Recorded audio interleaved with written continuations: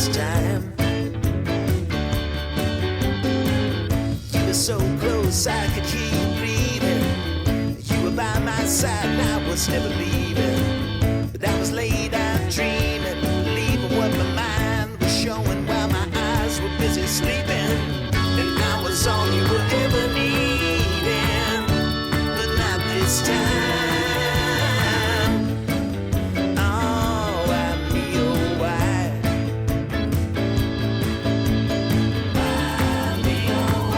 I'm a dreamer. Why me, oh why? You know I need her. Why me, oh why? A true believer. Give me one chance, and you know I'd steal her.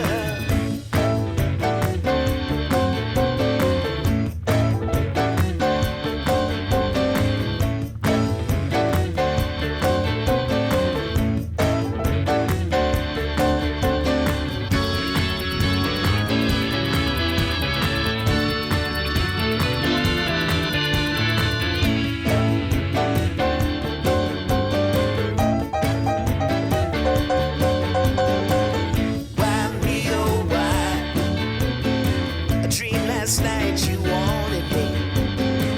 You cried for me, cried. Came back around in my sleep and haunted me. And in the dream I was loving you, but not this time. Oh, why me, oh why? Why me, oh why? 'Cause I'm a dreamer.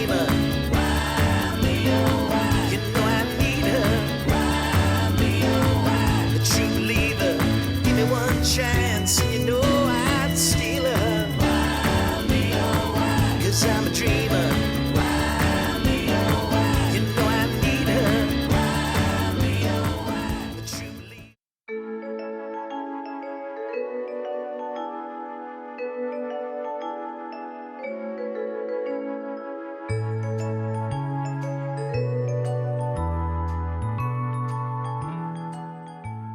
Living pain here. Happy day 318.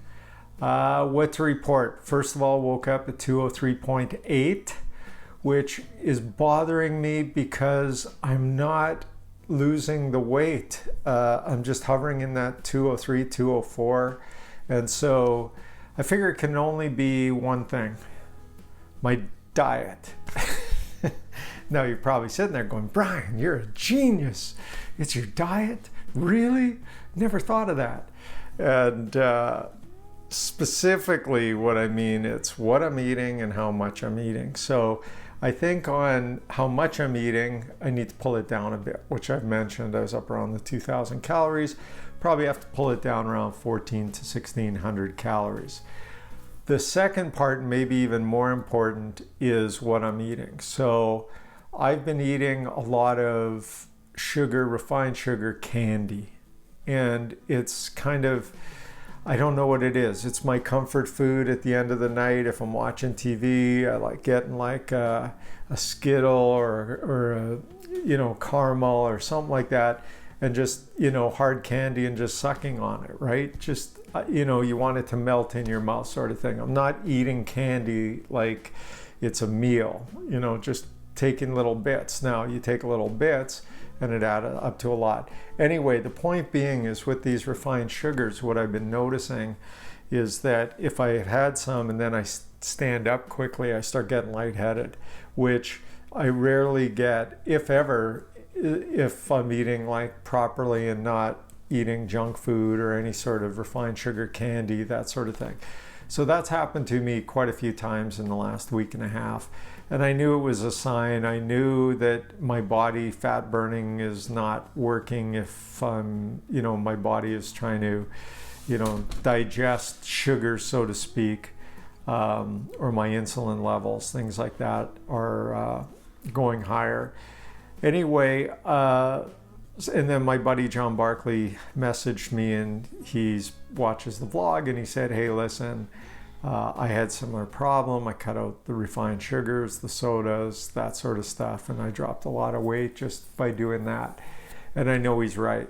And so today's first day. I've gotten off of the sugars. I'm going to need probably 5 to 7 days to get off it, to create a habit, because that's all it is creating a new habit, and I won't miss it.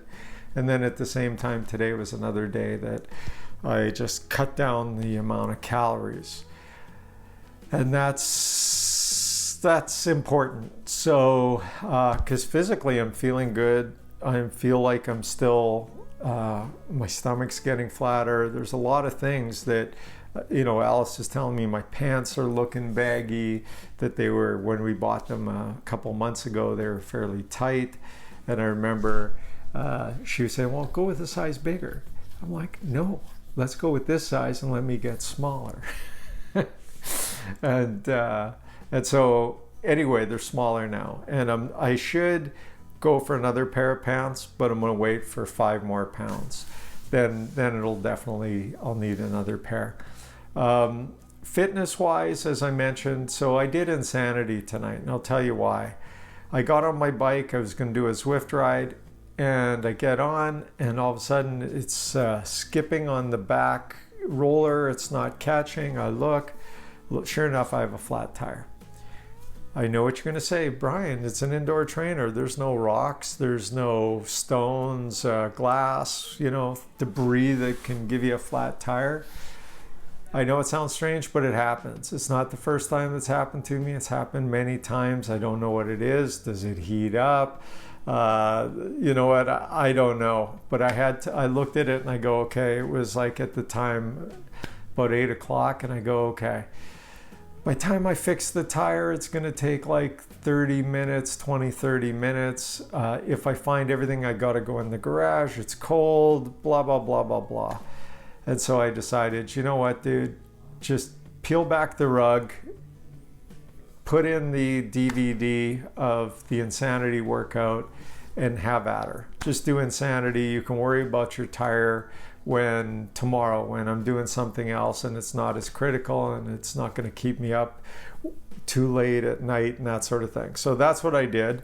Now the good news, I decided to do the toughest workout on Insanity. They had one that I was scheduled to do, but it's cardio recovery, which is a lot of stretching, and I don't feel I needed that right now. So I went to what they call pure cardio, where it's just go, go, go for the entire time. And the one thing that I realized, which was really great, was a year ago, what I started on this journey to lose weight, I started with the Insanity workouts. And I did them every day, boom, boom, boom, boom, boom. And I think I didn't miss a day, or I did them for at least a month, maybe 6 weeks before then getting onto the bike and running and stuff.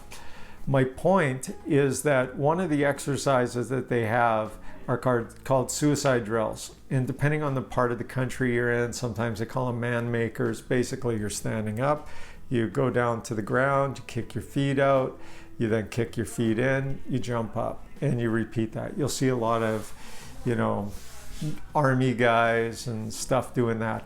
When you're a kid and you do it, you think, this isn't even a workout. Calisthenics as a kid, you just this is like playing in the schoolyard. As you get older, calisthenics is actually a workout. So when I was doing the suicide drill / man makers back when I first started, I really couldn't do them. My gut was getting in the way. And as a matter of fact, as one of the tests that they have, they call it a fit test.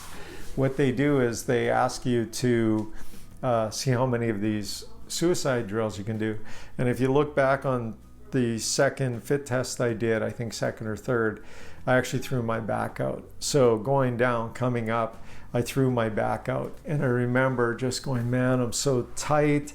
And, I feel like you want to be spry and loose like when you were younger, And I was saying to myself, I really wish I could get back down to being that.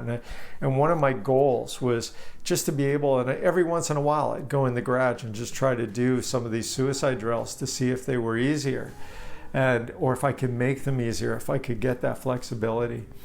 So tonight, they had the suicide drills, and I crushed it. It was awesome. I was feeling great. I didn't have any tension. It kind of, I don't want to say it felt effortless because there's definitely effort, but it felt completely different than when I did them before. I felt limber and just, I'm not sure if the hip opening exercises are working. I did them again today for, what are we on, day 8 or something like that.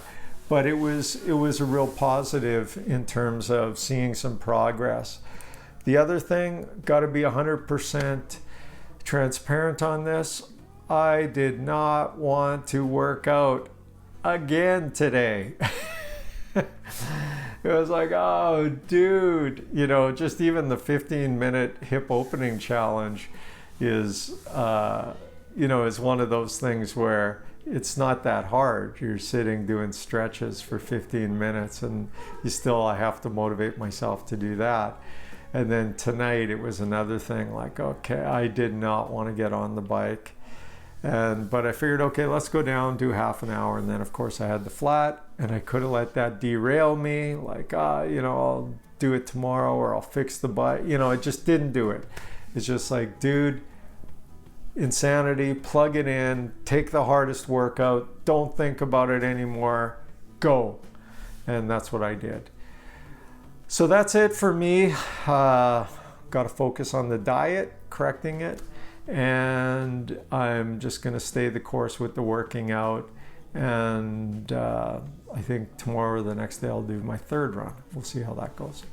That's it for me. Over and out, living pain. Have a good one. We'll see you tomorrow, and we'll see if I'm going to be snow blowing again. Adios, amigos.